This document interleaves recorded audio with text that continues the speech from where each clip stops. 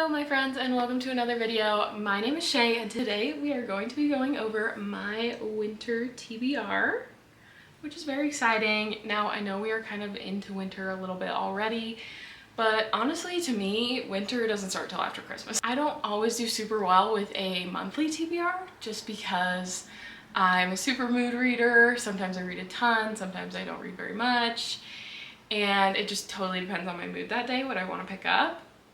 But I have found I really enjoy making seasonal TBRs just because then I can kind of tailor the books I want to read to the vibe of the season and just what's going on in my life for the next few months. So for me, this is kind of like January, February, March, but we'll see. We'll see how she goes. I also wanted to say thank you to the friends I made on my last little journaling video. I had so much fun making it, and I'm honestly just having so much fun in general making these little videos. So thank you for being here. If this is your first time seeing me, feel free to subscribe. It wouldn't make me mad. Let's just jump into it. These are in literally no particular order. This is the stack we've got going, plus there's a few that I don't own yet. So let's just get right into it. First on the list, and what I'm probably starting like tonight after I film this video, is Wild Reverence by Rebecca Ross. This is mostly just the most beautiful book I've ever seen in my life. I read Divine Rivals by Rebecca Ross, and I think I read part of Ruthless Vows, the second in that duology, and for some reason I was not super into it. I think it might have just been like my mood at the time, because the idea and concept of those books is really interesting to me, and Divine Rivals was good. I also have a problem when everyone's in love with something, then I like find things wrong with it. So that's a personal issue, but I liked it. I just wasn't like obsessed, and I don't think I ever finished the second one, which was dumb of me. I think it was like a me thing. Anyways, I believe this is her newest release. I think it came out in the last like year or so.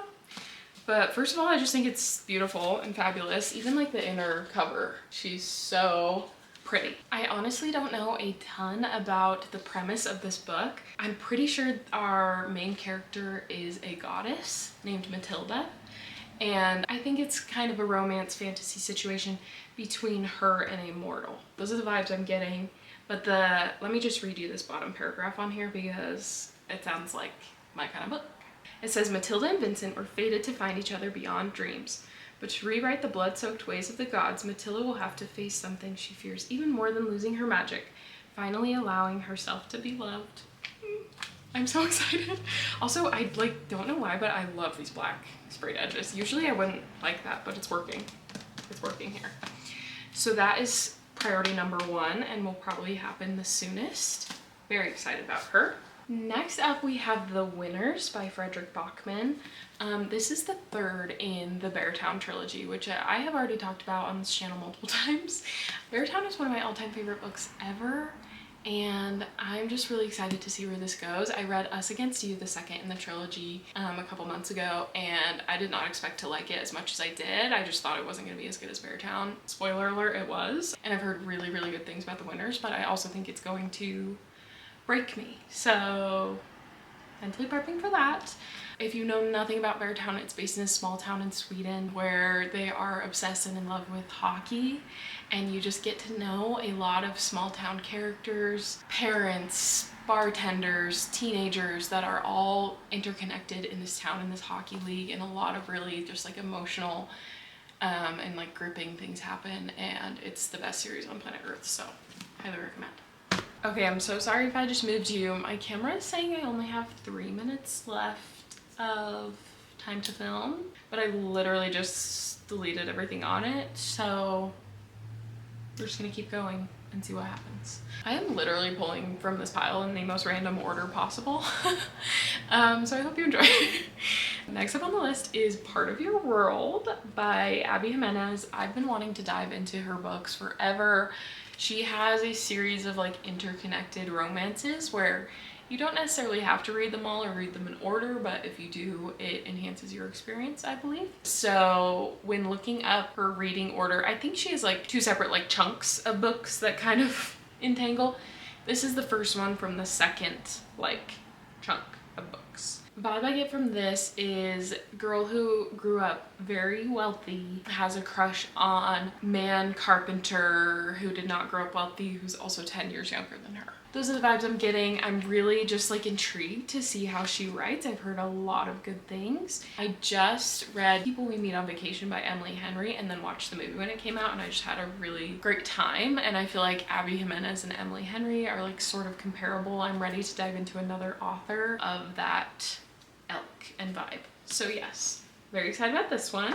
Next up on the list, we have Friends, Lovers, and the Big Terrible Thing by Matthew Perry. This feels a little random, but I've wanted to read this for a very long time, and I figured I should at least have one nonfiction book on this whole seasonal TBR. I love Matthew Perry. I love Friends. Who doesn't? I mean, it's like the most millennial thing about me, but I love him. His passing away like shook me in the most like parasocial way, where it felt like I knew him and he was like a friend. And I think reading this book will wreck me, which is why I've been like putting it off for so long. But I really like want to know more about his story and his battle against like drug addiction and just his experience kind of rising to fame and things like that. So I think I'll probably end up listening to this because I believe he narrates the audiobook himself. But yeah, I'm just really excited to learn more about him. I just need to make sure I'm in a really good mental state before I go into this. Next on my list is The Women by Kristen Hanna. I have read The Great Alone by her and The Nightingale by her, and I have loved. The Great Alone is one of my favorite books ever, which is saying a lot because I'm not the biggest historical fiction girly. I can definitely appreciate it, but I get bored really easily. The Great Alone was incredible. If you haven't read that book, I would 1,000,000% recommend. And I liked The Nightingale too. But The Women is, I believe, her newest release. I think it came out over a year ago at this point, but it is about different women that were involved in the Vietnam War.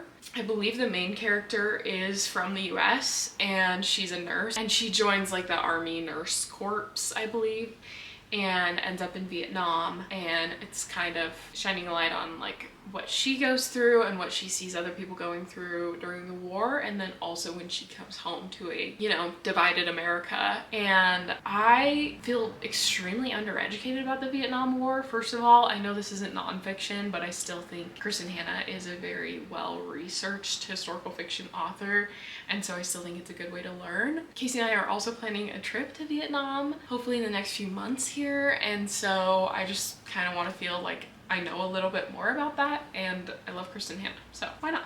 That is that. Next up on the list, I have The Spark of the Everflame series. I believe there are 3. I don't know if there's more coming out or if there's just the 3. I will look into that.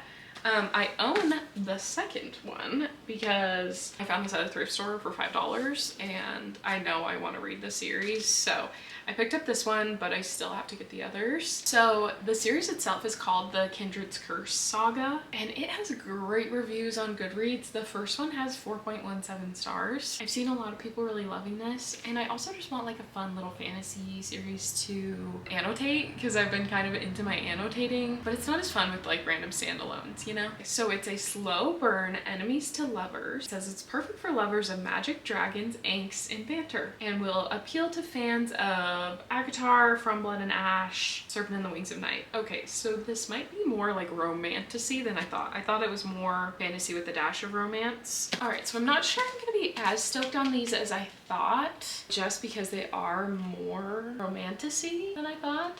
But I'm definitely still gonna dive in. Also, wow, I didn't realize how gorgeous this inner cover was. So I will keep you posted on the Kindred's Curse Saga and if I think it is worth your time, but I'm still excited. Next up is another Rebecca Ross book, which I actually didn't even realize this was the same author as Divine Rivals and Wild Reverence. But I went to my local library today. I'm very excited because my town recently got a new library and I finally got a library card.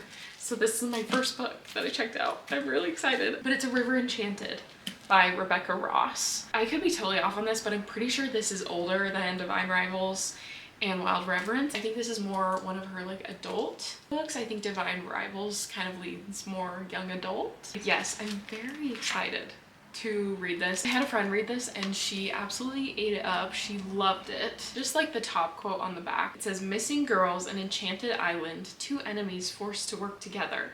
I was hooked from the first page." Oh, Rebecca Ross's debut adult novel does not disappoint. So that is promising. So the basic premise that I know about this is it is about a bard named Jack who is summoned home, I think to his home island, to help with this problem where girls are disappearing.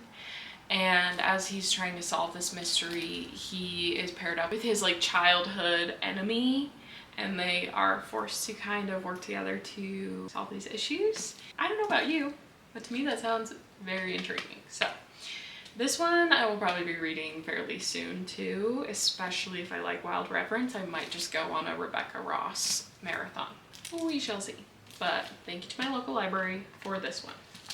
All right, next up on my list is another Fredrik Backman. Surprise, surprise. It is A Man Called Ove, or Ove, I'm not sure how you say that, or Ova.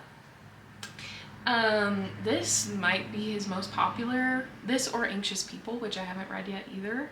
I've only read Beartown, Us Against You, and My Friends by him, but I love his writing. This is actually for a little girl book club that myself and some high school friends are starting. So I'm excited to try it. I believe the premise with this is basically old grumpy man set in his ways, hates his life, gets new neighbors, and they're a young couple with two daughters. And you kind of see from there's like unlikely friendships start, and I think it's just very wholesome. I also believe there's a movie of this, which I would love to watch after I read it. So I'm excited to get into this, and I will definitely let you know what I think. Next and last on the list is Wild Dark Shore by Charlotte McConaughey. I mostly just love the cover of this book, like let's be so for real. It's so mysterious and vibey, but actually the cover and the vibes remind me a ton of Broken Country by Claire Leslie Hall, which I just read. I had a friend gift it to me for Christmas and I loved it. I don't even know what genre that is. It's like historical fiction, but also mystery. And that's the vibes I get from this book as well, which the same friend that gifted me Broken Country is like begging me to read Wild Dark Shore. So it also feels like dark and wintry, which, you know, just goes with the vibes. But I believe the basic premise is there's like a dad and his kids living on a remote island in the ocean, and they are caretakers of this island, and one day a shipwrecked woman shows up and there's a lot of, you know, emotion and past trauma with her and past trauma with the family. And I think they're also dealing with like climate change and rising seas, and that plays in a lot. Clearly I don't know that much about most of the books on this list, but I am a person that likes to go in like without a ton of info. If I know too much before I start reading, I feel like I can get bored.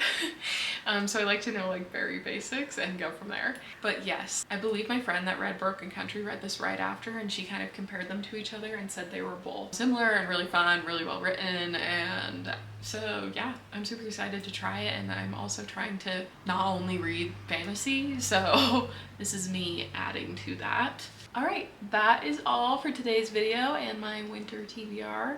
I hope this video gave you maybe some inspiration of some fun winter reads. If you would like to continue reading and or journaling with me and hearing my thoughts about it, please feel free to like and subscribe and be my friend. I would be so happy to have you here.